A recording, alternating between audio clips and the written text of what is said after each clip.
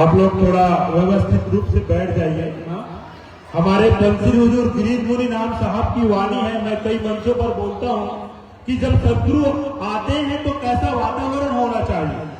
हमारे बंसी हुजूर गिरीश मुनि नाम साहब जी कहते हैं कि जब सदगुरु आते हैं तो कोई हो हल्ला नहीं होना चाहिए, बल्कि इतनी शांति होनी चाहिए कि एक सुई भी गिरे तो उसकी भी आवाज सुनाई दे। तो मैं आप लोगों से अर्जी करूंगा कि साहब जब बोले तो ऐसी शांति का वातावरण होना चाहिए। और स्वागत कैसा होता है सदगुरु का? इतना आसान नहीं है सदगुरु का दर्शन। भक्ति प्रभाव मिटी सकल धर्मदास की पीर, कोटि जन्म के पुण्य से सदगुरु मिला कभी। जब साहब आते हैं तो उनका स्वागत भाव से होना चाहिए, अश्रु की धारा से होना चाहिए। ये क्षण बहुत अनमोल है। हमें इस एक एक क्षण को समेटना है और इसे मोती की माला की तरह धारण करना है और अपने जीवन को धन्य बनाना है। साहब अभी अपने मुखारबिन से हम सबके बीच में अपने वो निर्भय पददाता, अभी कुछ देर पहले सदगुरु कबीर साहब की वाणी आपके सामने प्रस्तुत किए ना, उदित नाम निर्भय उजियारा। 600 वर्ष पहले सदगुरु कबीर साहब की वाणी है। साधारण बालक नहीं है, हमारे जैसे दिखते हैं, हमारे जैसे रहते हैं। यही वे लोग धोखा खा जाते हैं मेरे भाई। सदगुरु कबीर साहब की वाणी को याद करो कि कौन है। जब धनी धर्मदास जी साहब कहते हैं, हे सदगुरु आप मुझे इतनी बड़ी 42 वंश का वरदान देकर इतना बड़ा भार मैं कैसे उठा पाऊंगा एक साधारण पुरुष पे। तब सदगुरु कबीर साहब की वाणी से फिर वो बात ऐतिहासिक पद निकलता है, नर देही से पंथ चले ना भाई, ताते आपन अंश पठाई, वंश और न कहाए भाई, धर के देह पुरुष चली आई। सदगुरु कबीर साहब की वाणी है ये। वो उत्साह हमारे हृदय से छलकना चाहिए। ये कोई साधारण घटना राजीव की नगरी में नहीं घट रहा है। ऐसे तो यहाँ रोज कई आते जाते आपको मिलेंगे साहब, आप परसों बुला लो परसों आ जाएंगे। लेकिन सदगुरु बंदी छोड़ मालिक वंश गुरुओं का दर्शन ऐसे नहीं होता, बड़े भाग्य से मिलता है। इसकी महत्ता को हम सबको समझना पड़ेगा। अभी साहब अपने वाणी से हम सबको कृतार्थ करेंगे। अभी निवेदन आया है कि कार्यक्रम के आयोजक समिति स्वागत करना चाहते हैं, तो मैं निवेदन करूंगा जल्दी से आ जाइए स्वागत के लिए। उसके बाद फिर साहब के मुखारबिन से हम सबको आशीर्वचन का लाभ मिलेगा।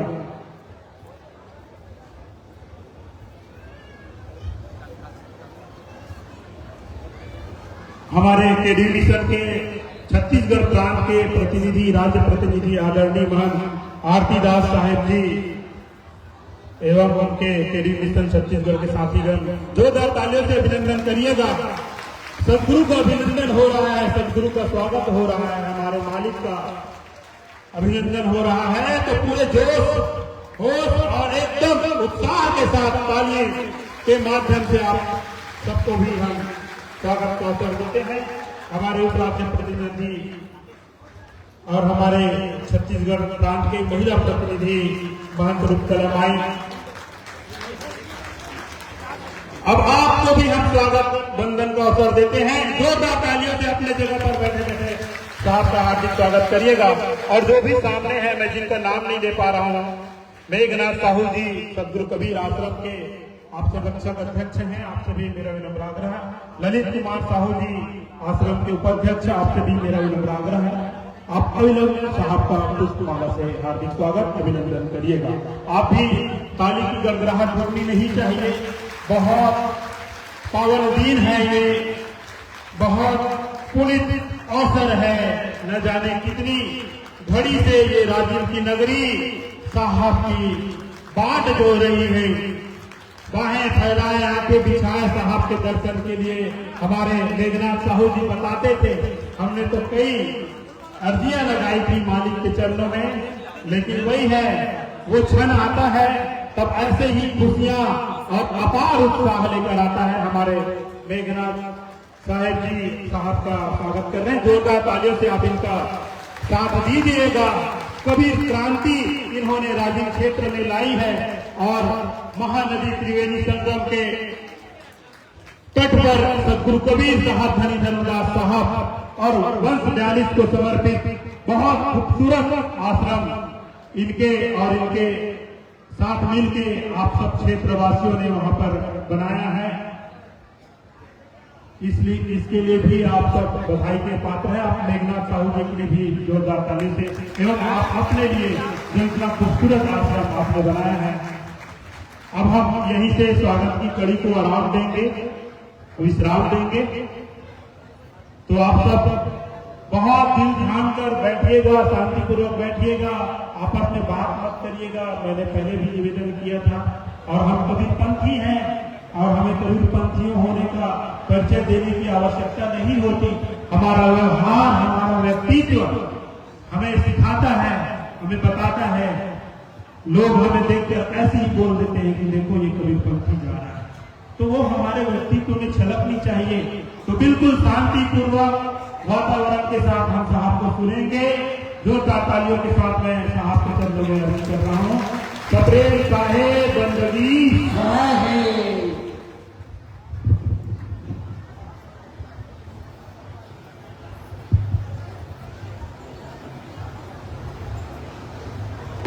सदगुरु की महिमा अनंत,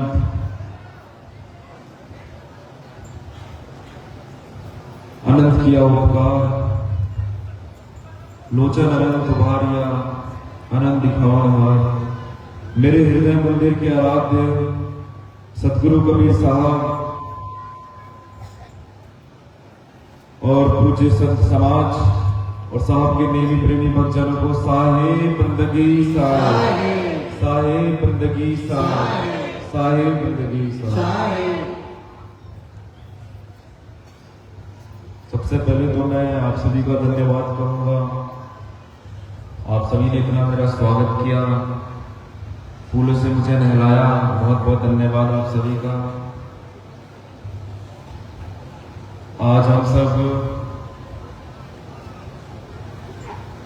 धार्मिक नगरी में हैं। यहां भी कुंभ मेला लगता है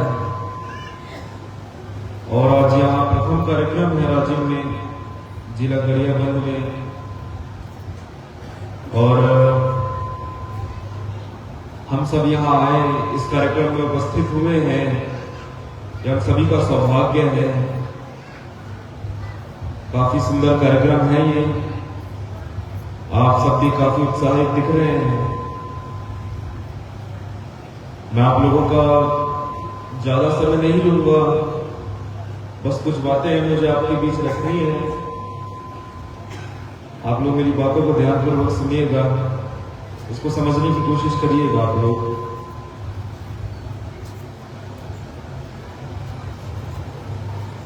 आज के समय में हम देख रहे हैं एक चीज, जैसे हम सबको एक चीज पता है कि गौ माता की काफी हत्या हो रही है, काफी गौ माता की हत्या हो रही है। ये चीज सुनकर हमें बुरा भी लगता है।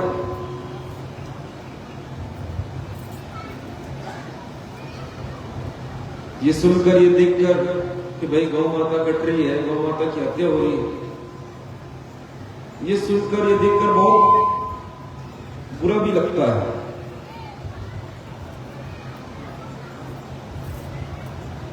और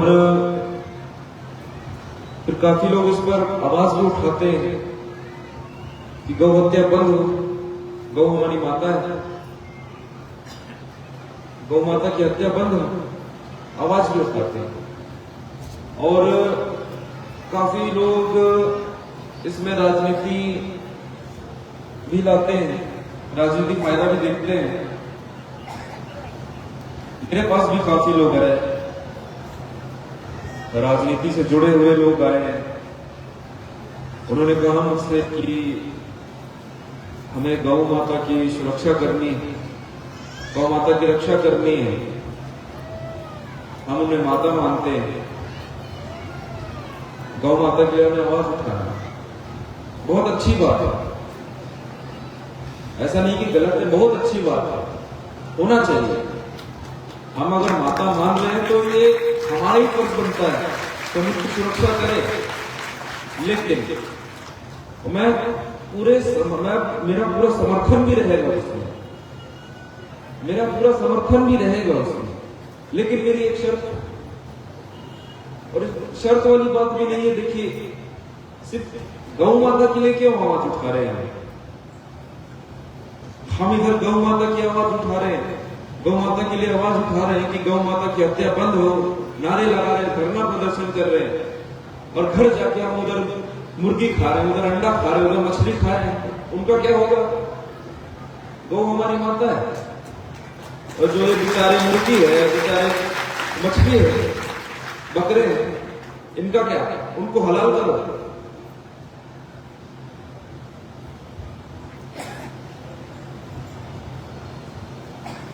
गौ को हम माता मानते हैं, इस वजह से हम उनके लिए आवाज उठा रहे हैं।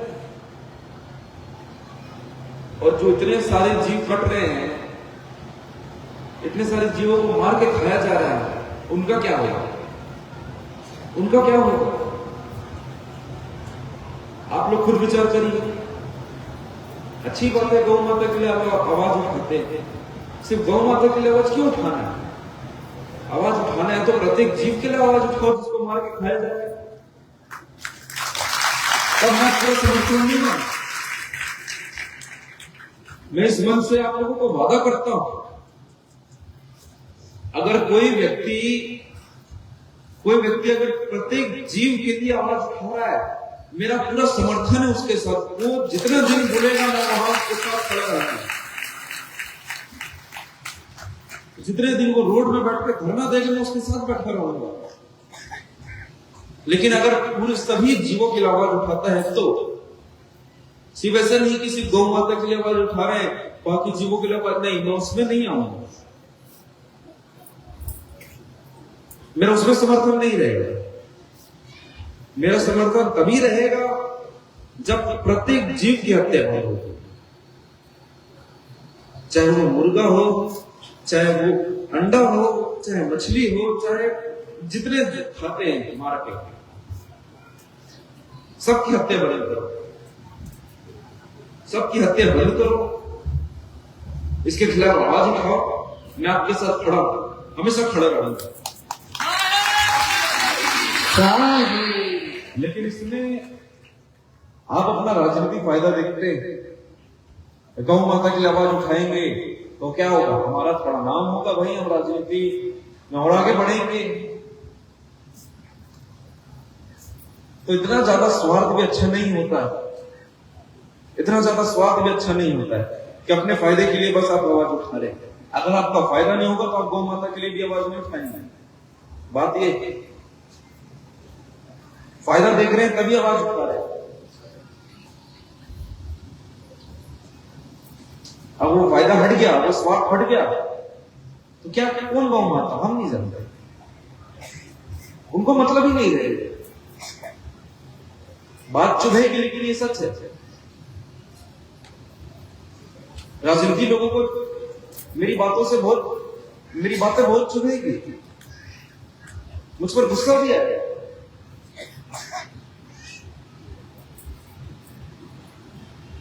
भाई देखिए, मैं सदगुरु कबीर का भक्त हूं, सदगुरु कबीर को मानने वाला हूं। मैं तो सत्य के साथ दूंगा, मेरे साथ कोई खड़े रहे ना रहे मुझे उससे फर्क नहीं पड़ता है। जो सत्य है मैं उसके लिए ही खड़े रहूंगा, असत्य के खिलाफ आवाज उठाऊंगा। हम सब कहते हैं कबीरपंथी हैं, हम कबीरपंथ से जुड़े हुए हैं। कबीरपंथ से जुड़े रहने का मतलब ये नहीं कि हम सुबह शाम पाठ कर रहे हैं, सुबह गुरु महिमा पाठ कर रहे हैं, शाम को संध्या पाठ कर रहे हैं, आरती पूजा कर रहे हैं, बस ये नहीं है। बस इतना ही कबीरपंथ नहीं है। महाग मेले में आ रहे, संत समागम में आ रहे हैं, वहां रे प्रवचन सुन रहे हैं, भोजन भंडारा प्रसाद ले रहे हैं, साल में एक बार बांधवगढ़ दर्शन यात्रा होता है उसमें जाते हैं, साल में जितने कार्यक्रम होते हैं उसमें आते हैं, तो मुझसे कबीरपंथी कह लेते नहीं। आप कबीरपंथी तब कह रहे हैं जब आपका चरित्र साफ होगा, आप कबीरपंथी तब कहलाएंगे जब आप असत्य के खिलाफ आवाज उठाएंगे।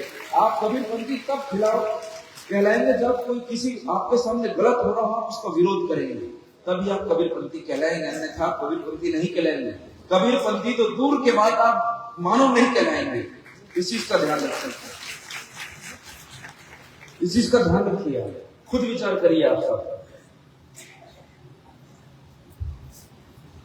हमारे अंदर जीवों के प्रति दया भाव आना बहुत जरूरी है। दया भाव आना बहुत जरूरी है। अरे आप किसी को भी मानिए या नास्तिक रहिए, उससे फर्क नहीं पड़ता है। कम से कम अपने अंदर जीवों के प्रति दया भाव तो रखिए। एक अच्छा इंसान तो बनिए आप लोग, अपना चरित्र उसका आप रखिए। इतना भी नहीं कर सकते तो हम पर धिक्कार है, धिक्कार है हम सब पर। हम किस मुंह से अपने आप को कबीरपंथी कहते हैं, किस मुंह से हम सद्गुरु कबीर का भक्त कहते हैं अपने आप को, जब हमारा यहां चरित्र साफ नहीं है, असत्य के खिलाफ हम आवाज नहीं उठा पा रहे हैं, बस इस नाम से कि हमारी बदनामी ना हो जाए।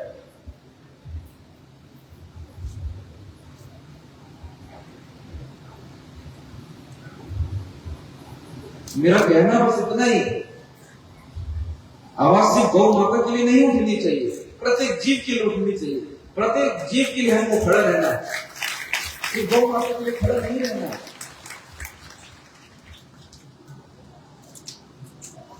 जो आपका खून खोलता है ना, जब आप सुनते हैं कि गौ माता को काटा जा रहा है, गौ माता के साथ ऐसा हो जा रहा है, जब आपका खून खोलता है ना, वही चीज प्रत्येक जीव के साथ होनी चाहिए कि भाई कोई भी जीव अगर कट रहा है, कोई भी जीव को मार खाया जाए तो उसमें भी आपको खून खोलना चाहिए, उसके खिलाफ आपको आवाज उठाना चाहिए। मैं आप लोगों के साथ खड़ा हूं, हमेशा खड़ा रहूंगा, हमेशा आप लोगों के साथ खड़ा रहूंगा। बस आप लोग सभी के सबके प्रति प्रेम भाव रखिए, आप लोग प्रेम भाव रखिए, दया भाव रखिए। हमारे सद्गुरु कबीर ने भी प्रेम का ही पाठ पढ़ाया है हमें, आप सब जानते हैं। पोथी पढ़कर जब वो पंडित भया ना कोई, 2.5 अक्षर प्रेम का पढ़े से पंडित को, प्रेम का पाठ ही पढ़ाया है। अगर हमारे अंदर प्रेम जागृत हो जाए ना, प्रेम जागृत हो जाए तो हम किसी को मारते, किसी को तड़पते हुए भी नहीं देख पाएंगे। हम हमारे अंदर प्रेम जागृत हो जाएगा तो हमें किसी का भी दुख दर्द दिख जाएगा, चाहे वो इंसान हो चाहे वो जानवर हो। इसी समझिए आप। मेरा आप सभी से निवेदन है, मैं आप सभी से निवेदन कर रहा हूं, आप लोग कबीरपंथी हैं। छत्तीसगढ़ में काफी जनसंख्या है कबीरपंथियों की। हम सबको एकजुट होकर एक संगठन बनाते हैं, संगठित होकर हमको इसके खिलाफ आवाज उठानी। जो हम गौ माता के लिए सोचते हैं वही हमें प्रत्येक जीव के लिए भी सोचना पड़ेगा। नहीं तो बेचारे लोग जीव इतने मर रहे हैं, लाखों में मार के खाया जा रहा है, लाखों करोड़ों में मार के खाया जाता है। उसके लिए हम आवाज नहीं उठाते, उसके लिए हम आवाज उठाते ही नहीं। हमको फर्क ही क्या पड़ रहा है? गौ माता का नाम आया और ये गौ माता को मार के खाया जा रहा है, हमको इसके खिलाफ आवाज उठानी पड़ेगी। ऐसा थोड़ी नहीं होता। आवाज उठानी है तो सबके लिए उठाओ, प्रत्येक जीव के लिए उठाओ, तब कुछ मतलब है, तब कुछ क्रांति हो पाएगी।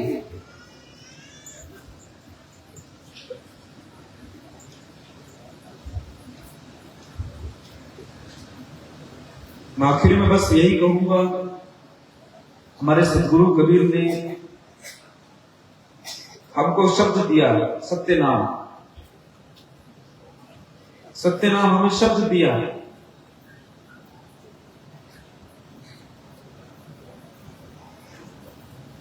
उस शब्द को हमको समझना होगा, उस शब्द की ताकत को हमें समझना होगा, सत्य को समझना होगा। सत्य के साथ हमें खड़ा होना पड़ेगा। जब तक हम सत्य के साथ खड़े नहीं होंगे तब तक हम कबीरपंथी नहीं कहलाएंगे। ये चीज समझिए आप सब, समझिए आप सब, जितने यहाँ विराजमान हैं, जितने उपस्थित हैं, आप लोग मेरी बातों को समझिए। मैं क्या कहना चाह रहा हूं उसको समझिए। मैं नहीं कहूंगा आप मेरी बातों को मानिए, बिल्कुल नहीं कहूंगा। पहले आप मेरी बातों को जानिए। अगर आप लोगों को समझ अच्छी लग रही है मेरी बात, सही लग रही है मेरी बात, तभी मेरी बातों को मानिएगा, अन्यथा मैं नहीं कहूंगा कि आप मेरी बातों को मानिए। आप लोग इस चीज को खुद समझिए, खुद विचार करिए, खुद विचार करिए मेरी बातों पर। चलिए आप लोग खुद बताइए, किसी गौ माता के लिए आवाज उठनी चाहिए कि प्रत्येक जीव के लिए आवाज उठनी चाहिए? किसके लिए? प्रत्येक जीव के लिए। कुछ लोग ये आवाज उठाएंगे शायद, बाकी को कोई मतलब ही नहीं, अपने काम धंधे में मस्त रहेंगे, अपने में मस्त रहेंगे, है ना? तभी तो सबकी आवाज नहीं आ रही। क्या हम सिर्फ गौ माता के लिए आवाज उठाएंगे कि प्रत्येक जीव के लिए आवाज उठाएंगे? प्रत्येक जीव के लिए आवाज उठाएंगे ना, फिर देखिए आप लोग एकदम सुस्त पड़ गए। चलिए आपकी मर्जी है, मैंने तो बस कहा है, आप लोगों के ऊपर है ये कि आप मेरी बातों को समझेंगे, मेरे बातों को परखेंगे, उसके बाद आपको सही लगा तो आप लोग मानिएगा। मैं अन्यथा नहीं कहूंगा आप मेरी बातों को मानिए। और इतना ही कह के मैं आप सभी से आज्ञा चाहूंगा। मेरी वाणी को मैं यही विराम देता हूँ। साहे बंदगी साहे, साहे बंदगी साहे, साहे बंदगी।